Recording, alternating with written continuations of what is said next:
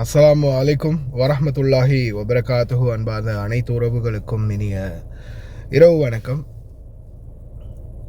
அன்பார்ந்த உறவுகளே, சிலருக்கு வீடியோ போட்டால் நக்கல், நையாண்டி, கிண்டல் இல்லையா?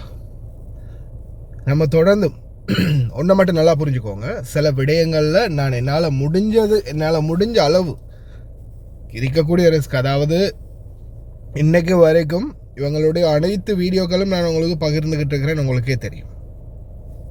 அதுலேயும் குறிப்பாக இந்த சில வீடியோக்களை எடுக்காதீங்க அப்படின்னு சொல்கிற வீடியோக்களை கூட நான் உங்களுக்காக எடுத்து போட்டிருக்கிறேன்.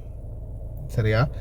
இதை பாருங்கள், ஒவ்வொரு பீசஸும் எங்கெங்கே விழுந்திருக்குன்னு சரியாக கூரையை தொலைச்சிக்கிட்டு வந்திருக்குது. அதே மாதிரி நான் இதில் இந்த வீடியோ ஃபுல்லாக போடுறேன் பாருங்கள்.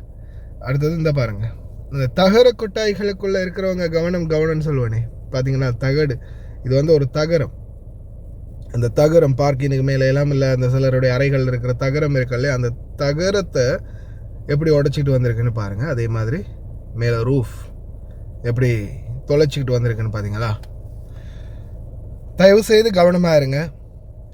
நம்மளை என்றைக்கு நான் அந்த போனஸை பற்றி பேசி மக்களை ஒரு தூண்டுதலை தூண்டி விட்டனோ, அன்னையிலிருந்து எனக்கு வழக்கு 13 பேர் வழக்கு போட்டது மட்டுமல்லாமல் இன்றைக்கு வரைக்கும் எப்படா இவனுக்கு எதிராக ஏதாவது ஒரு சான்ஸ் கிடைக்கும் இவனை தூக்கி உள்ளே வைக்கிறதுக்குன்னு கங்கணம் கட்டிட்டு அலையக்கூடிய பலரும் இன்றைக்குமே இருக்கத்தான் செய்கிறாங்க.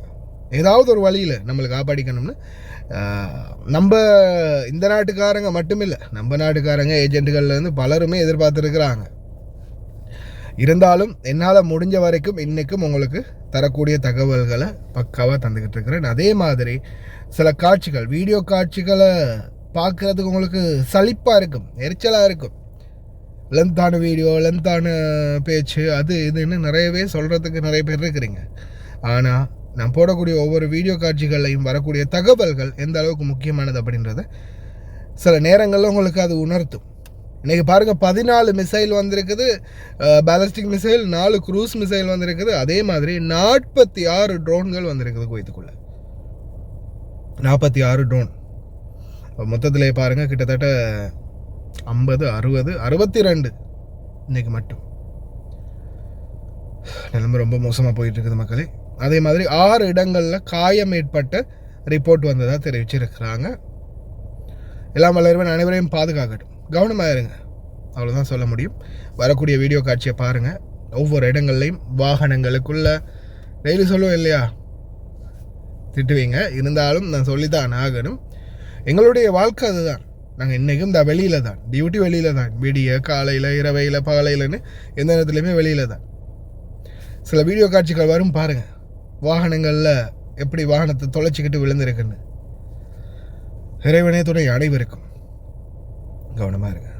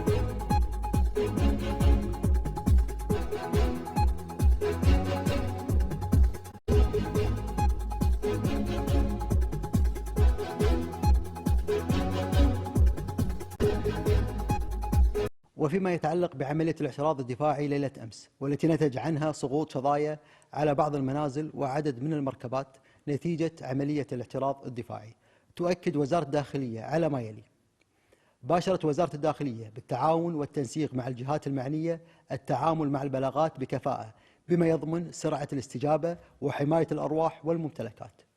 ولوحظ قيام بعض المواطنين والمقيمين ليلة أمس بالتجمهر في مواقع سقوط الشظايا، وعليه تدعو الوزارة إلى عدم التجمهر وعدم الاقتراب من المواقع المتضررة والشظايا أو الأجسام المجهولة لحين وصول فرق الطوارئ وفرق التخلص من المتفجرات، مؤكدة أن هذه التحذيرات تأتي حفاظا على السلامة والحد من المخاطر المحتملة ولضمان تمكن فرق العمل من الوصول إلى مواقع الحوادث بأسرع وقت وأداء مهامها على أكمل وجه.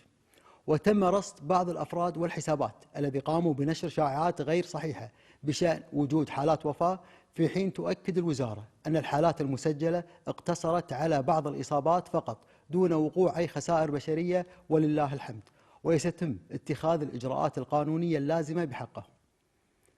وتؤكد الوزارة على أنها لن تتهاون في اتخاذ الإجراءات القانونية بحق مروجي الإشاعات وكل من يقوم بنشر معلومات مغلوطة تمس أمن المجتمع وتثير القلق بين أفراده. وتجدد وزارة الداخلية دعوتها للجميع إلى استقاء المعلومات من المصادر الرسمية فقط والتحلي بالوعي وروح المسؤولية الوطنية. وفي الختام تؤكد الوزارة التزامها بإطلاع الرأي العام على المستجدات بشكل مستمر وبأعلى درجات الشفافية، داعية الجميع إلى التحلي بالوعي وروح المسؤولية الوطنية بما يعزز الأمن والاستقرار في المجتمع. نسأل الله أن يحفظ الكويت قيادة وشعبا، وأن يديم عليها الأمن والأمان ويجعلها دائما واحة عز واستقرار. والسلام عليكم ورحمة الله وبركاته.